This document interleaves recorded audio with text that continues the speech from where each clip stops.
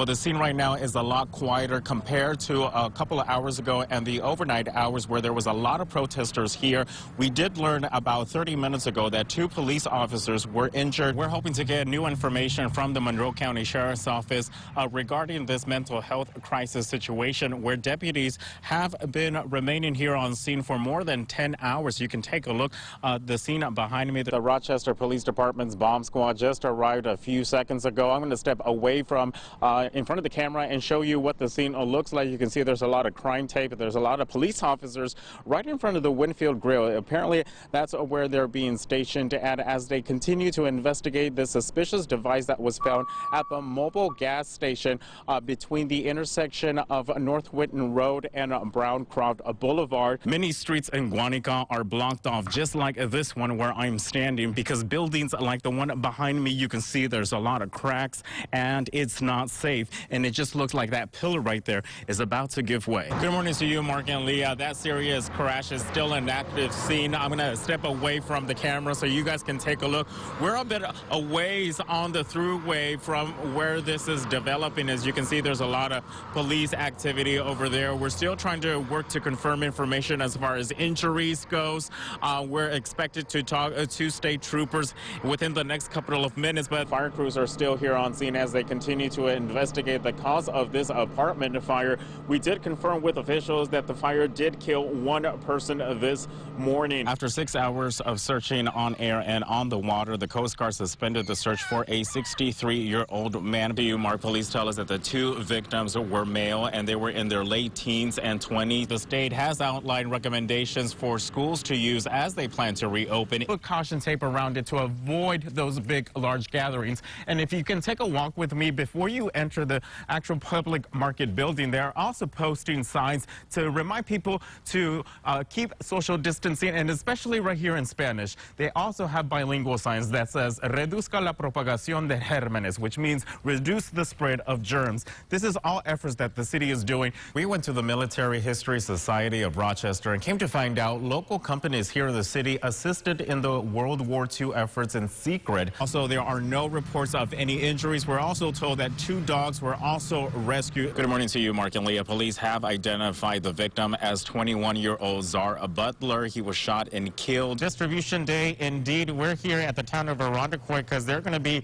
handing out masks in just a few hours. And if you could take a look, we went inside one of their public works building, and you can see the boxes full of masks ready to be handed out to people. The protest has moved from the government building to La Torre de la Fortaleza. You can see people that are marching on the street, and the rain is not stopping them from raising their voice. Getting pretty bad. We're out here off Palmyra Road. As you can take a look behind me, the roads are slick. The snow is coming down. These groups want to see the police officers involved in Daniel Prue's death to be immediately fired. They addressed it right here at the steps of City Hall. I can tell you that family and friends of Officer Denny Wright, along with many members of law enforcement, cannot wait for him to get back home. This person tested positive for the coronavirus and is quarantined right now in their own home. Workers have been on strike for hours now since they walked off their job right before midnight. I spoke to a union representative just a few moments ago, and he's telling me that they're going to continue to be on strike. If you take a drive on this major highway under the hot Caribbean sun, you will see the results from the big earthquake that rattled the island back in December. People have set up camp right off the highway just outside of Ponce in the southern region of Puerto Rico. These people are here because they don't feel safe in their houses, so they're looking for places where they can build their tents or build their camp house and be safe. So we're going to go there. We're going to check if they need anything in supplies. There's a family that we're helping out that are fishermen. They can't live in their house because they're saying that the constant quakes are too much. Just look, on the other side, there's another campground on the other side of the street with more people. As soon as the items were given, these small grassroots volunteers from Rochester headed up to a town called Yauco and met up with Edwin Torres' mom. He lives in Rochester, she in Puerto Rico. Our power and water went off, but thank God we survived. Norma is taking care of her 97-year-old mother-in-law. Edwin's grandmother. Evacuating her and where to go next was troublesome.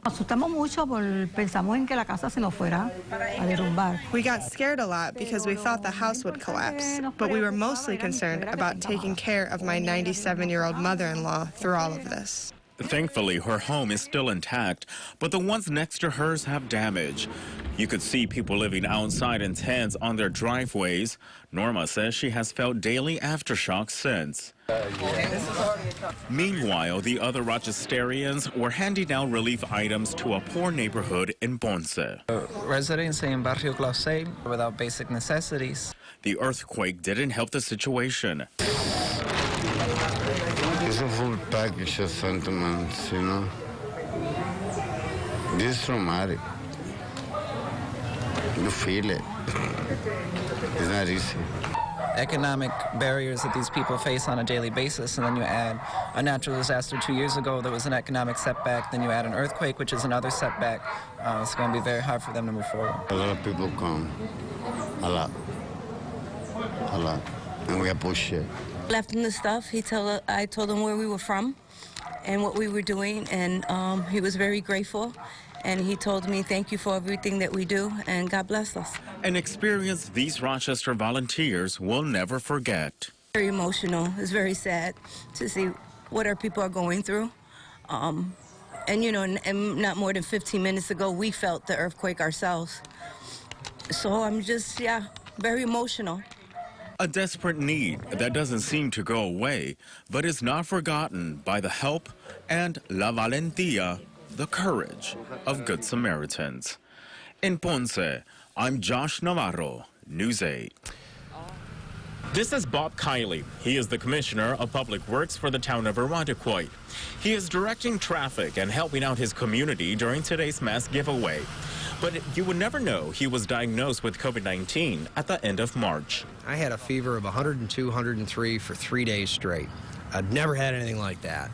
From freezing cold to sweating to getting my way to the shower to get hot water on me as fast as I can, you know, just really an odd situation. Kiley says he doesn't know where he contracted the virus. His primary doctor told him to self-isolate for about 12 days. And he did just that. The time he spent in quarantine, he was able to rekindle relationships. You know, I've had a lot of really fun text streams with my uncles or my friends, you know, so that has been probably one of the silver linings in all of this. Thankfully, his condition didn't worsen. Once he was given the green light to reunite with his family, the first thing he did was... We got out and just did a quick hike in Durand Park as a family. It was awesome. Helping out in today's distribution has a deeper meaning for him now. He hopes his experience will help others. It's going to get better. It'll be rough, but it'll get better. And ultimately, you know, collectively, as a family, as that person's family or the tight-knit, you know, they all have to pull in the same direction, and it'll be okay. In Irondequoit, I'm Josh Navarro, News 8. Oh, he's an angel.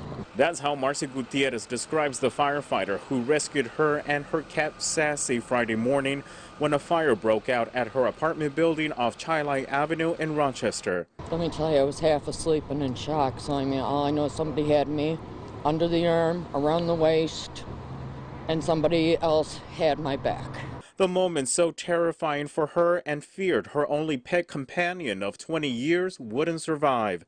Firefighters found her cat Sassy under the couch, resuscitated her, and gave her oxygen. But that one's been with me for 20 years. That's Mama Cat. And that this could be a whole different scenario right now, you know. Other residents say all of the alarms went off in the building as smoke filled the area. But unfortunately, neighbors say a woman in her 60s died in an apartment on the bottom floor.